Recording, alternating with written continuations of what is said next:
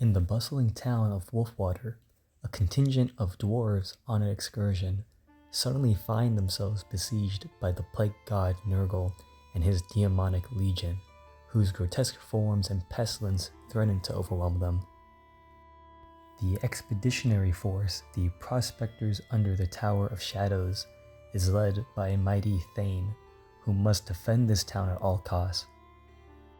Thane Ingot, master artificer of the Karak Copper, leads this mighty force, armed with a hand weapon, great weapon, full plate armor, shield, and shield bearers carrying the rune of parrying.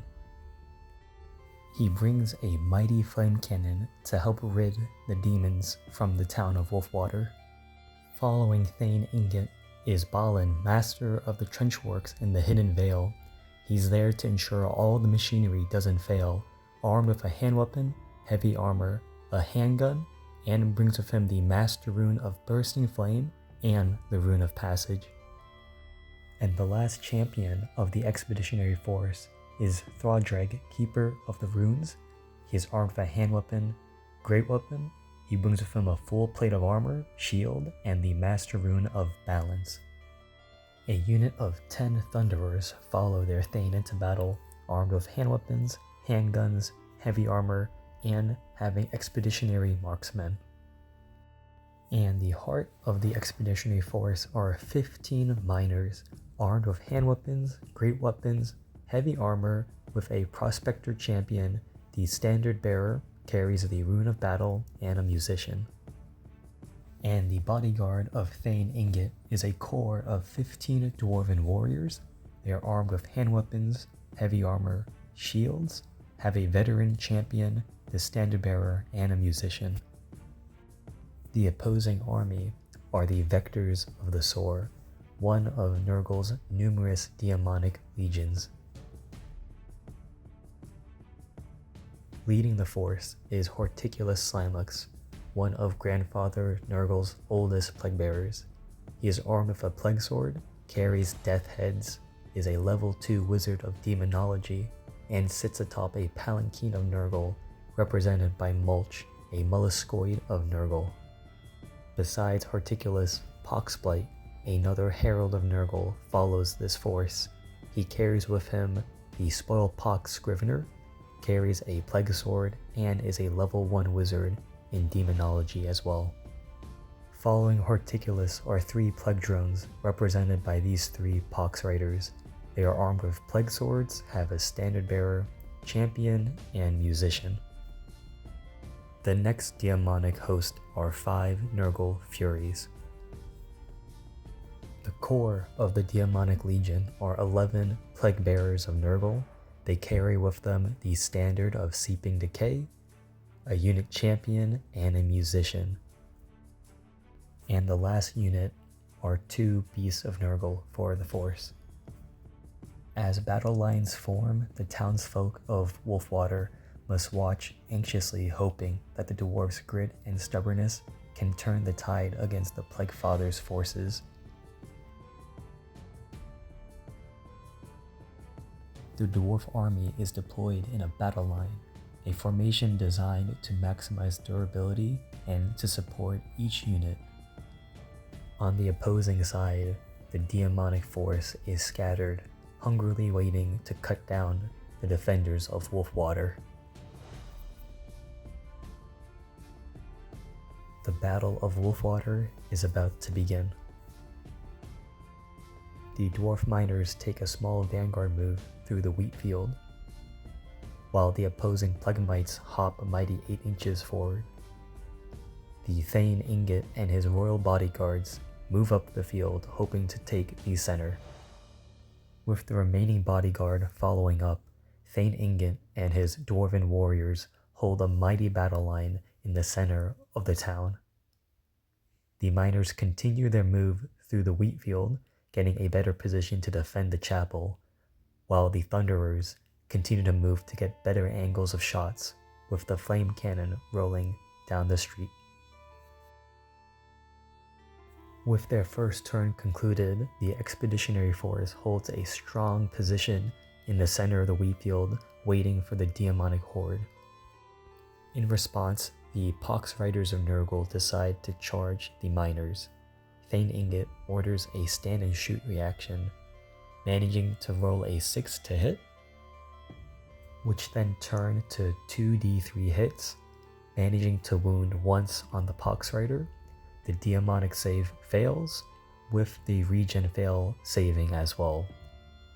Total result, one of the Pox Rider takes a wound from the explosion, and with the charge, the Pox Riders fail it on a measly 3 with Swift Stride, hopping 3 inches forward. The remaining demonic force marches forward, with Horticulus taking the lead with his tallymen behind him.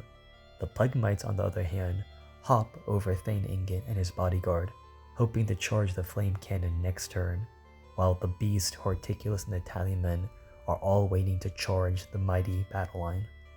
But Thane Ingot has other plans and charges Horticulus, while the flame cannon lets out a torrent of flame, first misfiring, then with the reroll moving 6 inches, managing to scorch just Poxblight, the Herald of Nurgle.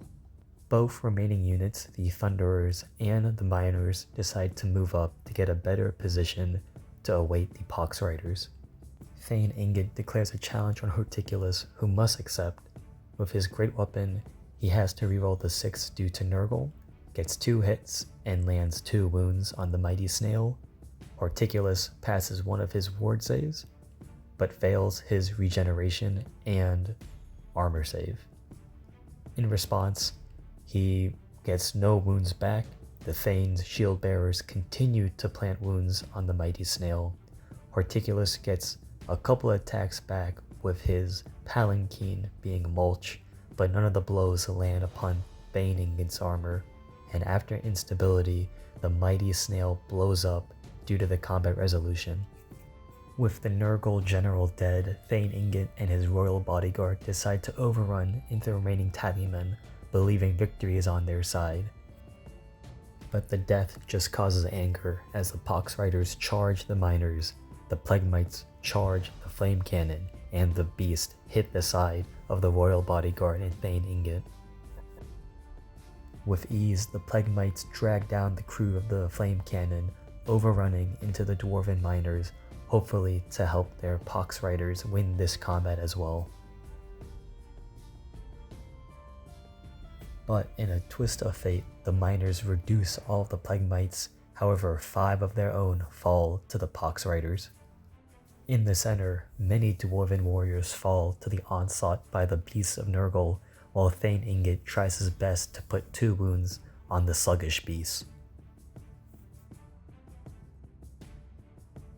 On to the next round of combat, the Pox Riders beat the Dwarven miners back, however not enough, they just give ground by 2 inches, with the mighty toes following up. And in the center, the Dwarven line finally breaks to the onslaught by the tallymen. The dwarves only run a measly 5 inches away, while both the Beast and Plague Bearers decide to pursue, catching down and cutting down Thane Ingot and his royal bodyguard, now owning the center of Wolfwater.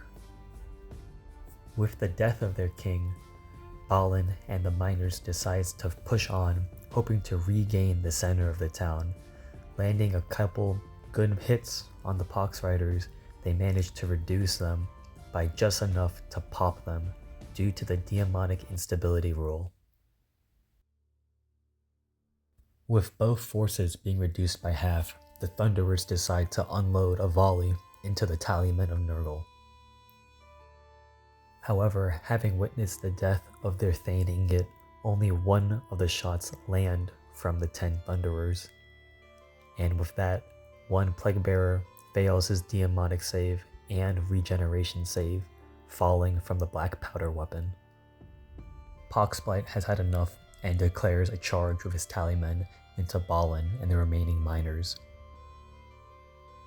while the 2 Beasts of Nurgle move towards the fence, looking at the Thunderers, moving towards the fight with Balin and his miners versus Poxblight and his tallymen, both sides landing good hits. However, the demonic save of Nurgle is too hard for the miners to cut through, with both sides giving ground and losing casualties. Onto the next turn, the beasts of Nurgle decide to declare a charge upon the Thunderers, hoping to end this fight and claim this town for the Plague God.